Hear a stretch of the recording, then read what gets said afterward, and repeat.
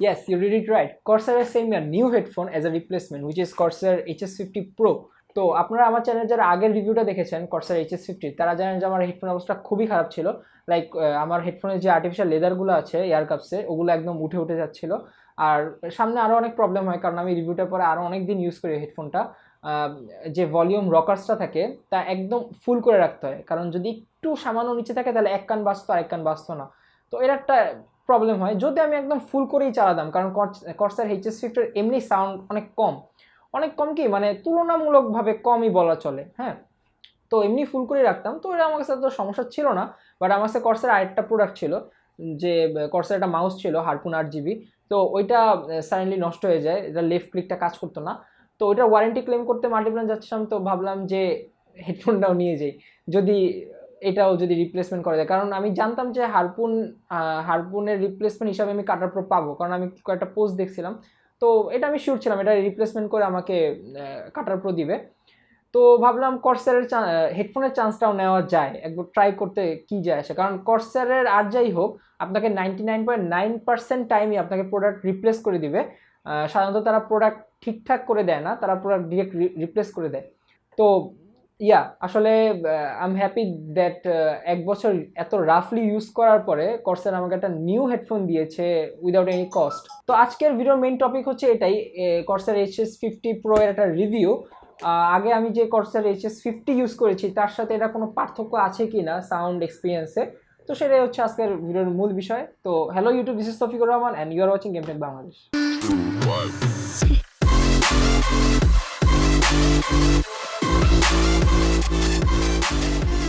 ওকে, packaging একদম হুবহু carbon copy, just এখানে একটা প্রো কথা অ্যাড হয়েছে আর কিচ্ছু না, একদম সেম এই প্যাকেজিংই HS50 ছিল আর এটারও সেম। তো যাকে প্যাকেজিং Corsair অলওয়েজই অনেক গ্রেট ছিল আর এখনও আছে। তো HS50-র সাথে HS50 Pro প্যাকেজিংয়ে কোনো পার্থক্য নেই।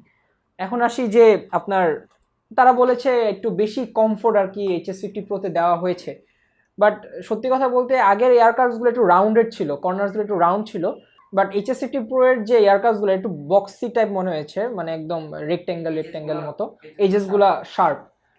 তো কমফোর্টের কথা বলতে গেলে same, one kind of same, কোনো এমন না যে খুব ইনহেন্স হয়েছে বা কিছু, সেম। আর আরেকটা জিনিস যেটা অ্যাড করেছে সেটা হচ্ছে মাইক ফিল্টার HS50 Pro-তে দেওয়া হয়েছে, যেটা HS50-তে মিসিং ছিল। এটা একটা ভালো দিক, কারণ অনেক সময় যেহেতু হেডফোন আমরা মুখের সামনে রেখেই কথা বলবো, তো মাইক ফিল্টার থাকাটা একটু ভালো। যদিও HS50-র যে মাইক কোয়ালিটি তা অনেকে পছন্দ করে না, সত্যি কথা বলতে ব্যাপারটা চলে টাইপ। হ্যাঁ, আপনি যদি হেডফোনটাতে স্ট্রিম করতে চান এটার মাইকটা ইউজ করে, then you can go for it, কারণ চলের টাইপ। আর যেহেতু আপনি বিগিনার, দেন আপনি এটা ইউজ করতে পারেন। বাট আপনি যদি একটু প্রফেশনাল লেভেলের হন, দেন আপনি একটা কন্ডেন্সার মাইকই ইউজ করতে পারেন। এটাকে অ্যাভয়েড করা এটাই ভালো, যেহেতু আপনি প্রফেশনাল লেভেলে। তো এখন যে আপনি ভয়েসটা শুনতেছেন তার ডিরেক্টলি এই মাইক্রোফোন থেকেই আসতেছে, যেটা আমি আমার কম্পিউটার রেকর্ড করতেছি। তো আমি এটা একদম আনএডিটেড রাখবো, কোনো ধরনের চেঞ্জ করবো না বা নয়েজ ক্যান্সেলেশন কিচ্ছু করবো না, একদম র ক্লিপ রাখবো, যাতে করে আপনারা বুঝতে পারেন যে আপনার ফ্রেন্ডরা ডিসকর্ডে আপনার কীরকম ভয়েস শুনতেছে। তো সত্যি কথা বলতে মাইক্রোফোনের কোয়ালিটিটা একটু ভালো হইতে পারতো, মানে চলে টাইপ কোয়ালিটি। আর যে ভয়েসটা সেটা ক্লিয়ার হলেও মনে হয়েছে যে মানে একটু তীক্ষ্ণ, মানে বেজ নাই, কোনো ভয়েসে কোনো ভার নেই, একদম তীক্ষ্ণ। তো Corsair HS50-টা ভালো দিক হচ্ছে মাইকটা ডিটাচেবল। তো এটা একটা ভালো দিক, কারণ অনেকে আছে যে হেডফোন পরে ভিডিও দেখতে দেখতে ভাত বা কিছু খায়, স্ন্যাক্স খায়। তারপর অনেকে আছে যে মর্নিং ওয়াক বা একটু জিমের ক্ষেত্রে হেডফোন প্রিফার করে, দো এটা ওয়ার্ড, তারপরও মর্নিং ওয়াকের ক্ষেত্রে ওয়ার্ড হেডফোন ইউজ করাই যায়। তো তখন আপনি এটা ইউজ করতে পারবেন ইজিলি, এটা আপনি খুলে ইউজ করতে পারবেন। আর সাউন্ড কোয়ালিটি বলতে HS50-র সাথে আমার HS50 আমি যখন প্রথম ইউজ করি তখন আমার অন্যান্য হেডফোনের তুলনায় HS50-র সাউন্ডটা একটু কম মনে হয়। তো সবারই সেম ফিলিং আসে যখন তারা HS50-টা ইউজ করে, তো আমারও সেম মনে হয়েছিল যে সাউন্ডটা আরেকটু লাউড হলে ভালো হতো। বাট আমি দিনের পর দিন এটা ইউজ টু হয়ে যাই ওই হেডফোনটার সাথে, ওই সাউন্ড ভলিউমটার সাথে।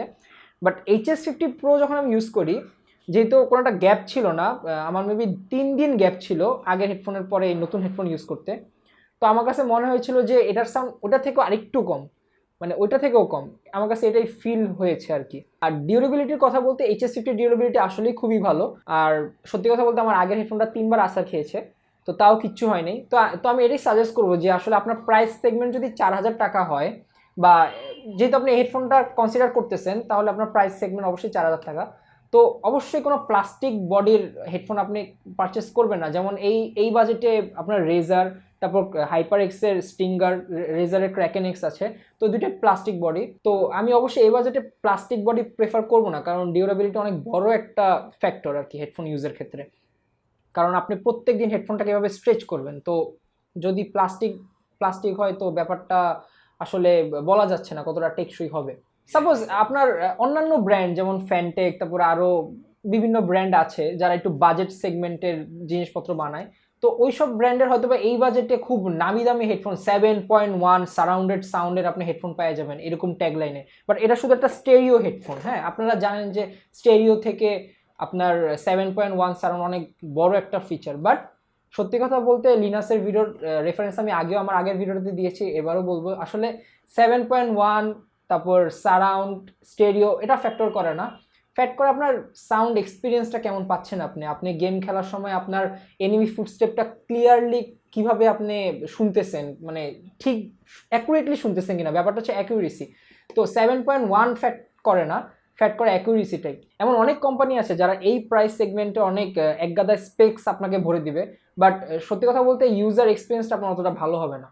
HS50-র মতোই HS50 প্রোতেও এটা অডিও কনভার্টার আসে, যদি আপনার পিসিতে লাগাতে চান তাহলে এই কনভার্টারটা আপনি ইউজ করবেন। এছাড়া হেডফোনটা আপনার 3.5 মিলিমিটার অডিও জ্যাকের সাথে আসে। যদি আপনি মোবাইলে লাগাতে চান তাহলে just plug and play, converter আপনার লাগবে না, বাট পিসিতে ইউজ করতে হলে আপনার অবশ্যই কনভার্টারটা লাগবে। ওভারঅল হেডফোনটার ডিজাইন অ্যান্ড লুকস গ্রেট, আর আগের মতোই, সত্যি কথা বলতে একদম হুবহু সেম। আর আরেকটা যে ব্যাপারটা সেটা আমি আমার আগের ভিডিওতে বলেছিলাম, সেটা হচ্ছে যে এয়ার কাপসগুলো আছে তা আপনার কানকে পুরো ঘিরে রাখবে, আপনার কানটা এয়ার কাপসের ভিতরে থাকবে।